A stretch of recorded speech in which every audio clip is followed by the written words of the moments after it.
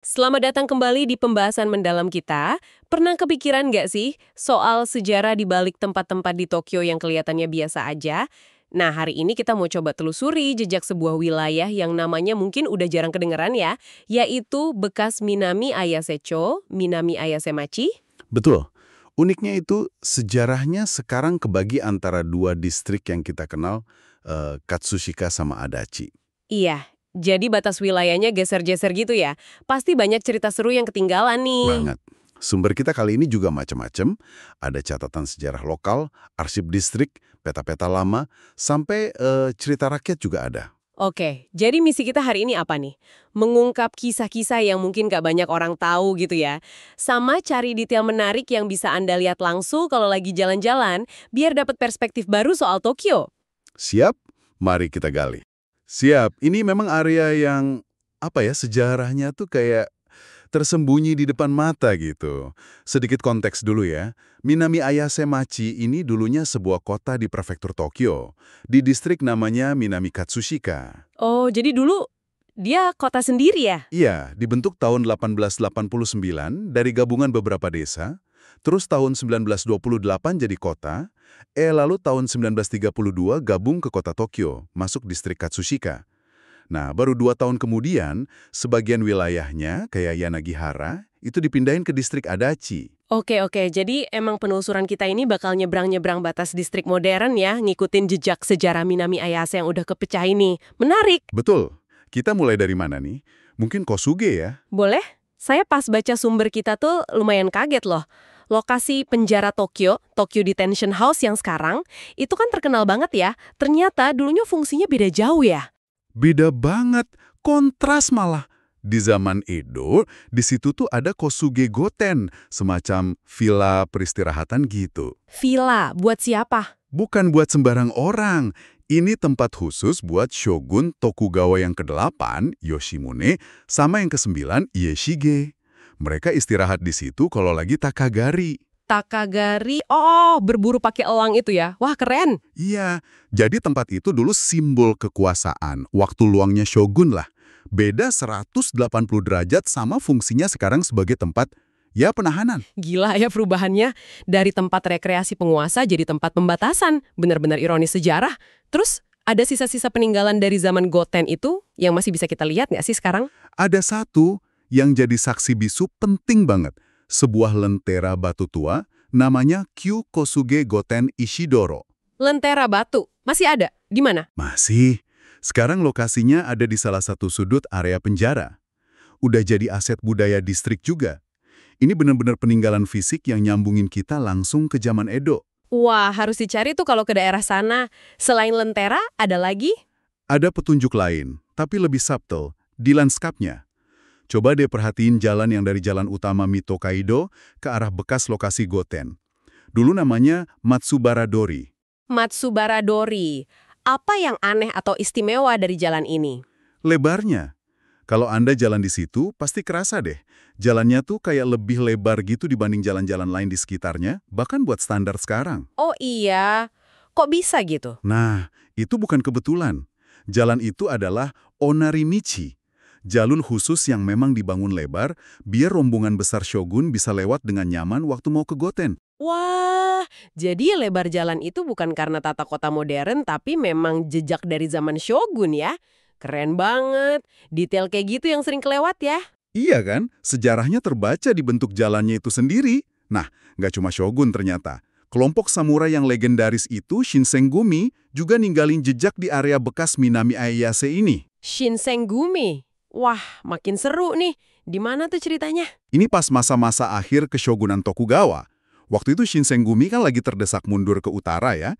Nah, mereka sempat singgah beberapa hari di rumah keluarga Kaneko. Keluarga Kaneko? Siapa mereka? Mereka itu Gono, semacam petani kaya atau tokoh lokal berpengaruh lah di wilayah Gohyoe Shinden. Itu sekarang kira-kira di area Ayase 4 Chome, masuknya distrik Adachi. Oh, di Adachi Gati ya. Terus ngapain aja mereka di sana? Selain nginep di rumah Kaneko, mereka juga tercatat pernah istirahat sebentar di kuil Kannonji, Kononji, di Ayase Adachi juga. Jadi ada 2 titik nih. Kebayang nggak sih, Shinsengumi yang kesannya garang gitu ada di tengah-tengah masyarakat biasa. Pasti ada cerita uniknya dong. Ada beberapa anekdot yang cukup menarik ya. Katanya nih, wakil komandan yang terkenal itu, Hijikata Toshizo, sempat mancing di sungai Ayasegawa. Hiji kata mancing. Serius? Iya, katanya gitu. Terus hasil pancingannya dibagiin ke anak-anak di sekitar situ. Momen kecil yang nunjukin sisi lain mereka ya, di tengah situasi genting. Wah, humanis juga ya ternyata. Kalau komandannya Kondo Isami? Nah, Kondo Isami, sebelum dia lanjut perjalanan yang akhirnya ya kita tahu berakhir tragis, dia ninggalin fotonya yang katanya sangat berharga di rumah keluarga Kaneko itu. Jadi kayak kenang-kenangan gitu. Foto asli. Itu pasti berharga banget ya sebagai bukti sejarah ya. Banget. Nah, kuil Kanonji sendiri juga punya cerita. Kuil ini didirikan oleh Kaneko Gohei. Dia ini pionir yang buka lahan di daerah situ, namanya jadi Gohei Shinden. Makam Kaneko Gohei ini juga ada di kuil itu. Jadi kuil itu nyambungin cerita dari era awal Edo sama akhir Edo ya? Dari pionir pembuka lahan sampai persinggahan Shinsengumi. Keren. Iya, satu lokasi bisa simpan banyak lapisan sejarah. Oke, sekarang kita pindah agak jauh dikit, ke tepi sungai yang lain, ke area Horikiri di distrik Katsushika. Ini kan identik banget sama taman bunga irisnya ya, Horikiri Shobuen. Tapi sejarah perbungaan di sini ternyata lebih dari sekedar iris ya. Jauh lebih kaya sebetulnya. Dulu, di awal era Showa, sebelum perang, Horikiri itu pusat penting banget buat budidaya bunga dan tanaman hias buat dikirim ke Tokyo. Oh ya, tanaman apa aja? Petani di sini tuh spesialisasinya nanam tsumamono. Sumamono, baru denger nih, apa itu? Itu bukan bunga potong biasa, tapi kayak dedaunan kecil atau sayuran mini yang dipakai buat hiasan artistik masakan Jepang kelas atas. Pernah lihat kan? Kayak mejiso, tuna sisho. Hojiso, bunga sisho. Lobak kecil-kecil gitu. Oh, garnish itu ya? Yang bikin makanan Jepang kelihatan cantik banget. Betul. Nah, ada juga jenis lobak akar halus yang namanya spesifik ochayamono. Ochayamono, kenapa namanya gitu? Karena tanaman hias ini banyak dipesan sama restoran-restoran mewah atau ochaya di pusat kota Tokyo. Jadi, tsumamono ini bukan cuma pelengkap, tapi komoditas pertanian yang penting banget buat ekonomi Horikiri waktu itu. Wah, unik juga ya. Hiasan makanan jadi andalan ekonomi. Terus ada tradisi lain yang menarik.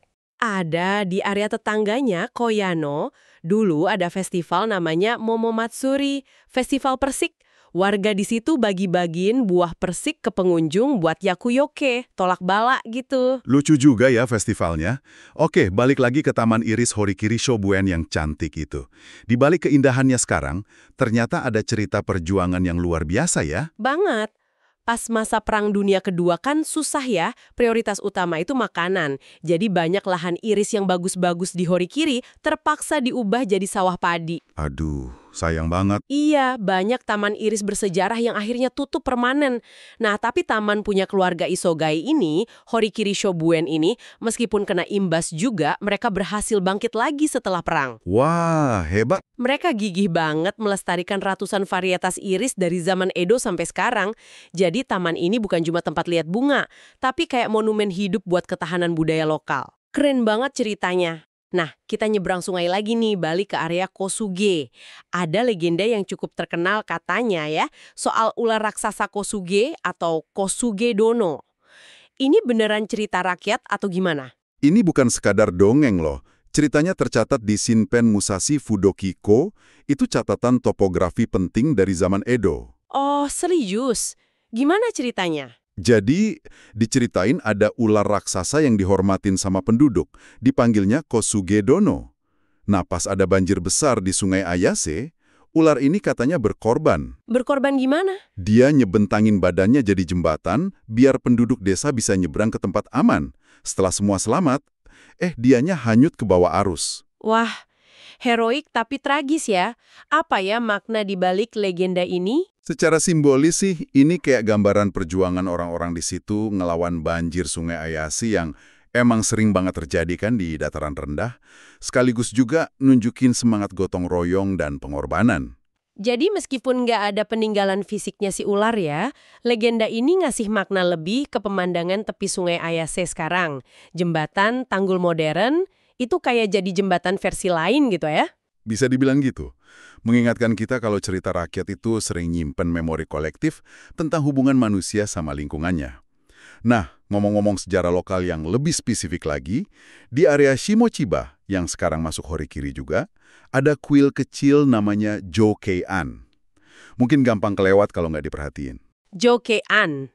Apa yang menarik dari kuil kecil ini? Pendirinya ini bukan tokoh nasional gitu, tapi namanya Aikawa Shigeyumon. Dia ini seorang Goshi. Goshi. Itu samurai atau gimana? Bisa berarti samurai lokal, bisa juga tokoh berpengaruh di desa lah. Ini nunjukin gimana elit lokal juga punya peran penting ngebentuk lanskap spiritual dan budaya. Nah, di dalam kuil ini ada bukti fisik kepercayaan zaman dulu. Oh ya? Apa tuh? Ada prasasti batu kuno, satu Koshinto dari tahun 1656, satu lagi Yudono Sankuyohi dari tahun 1664. Wah, tua banget ya. Yang Yudono-san itu apa artinya? Itu terkait sama ziarah ke Gunung Yudono di Dewa Sanzan.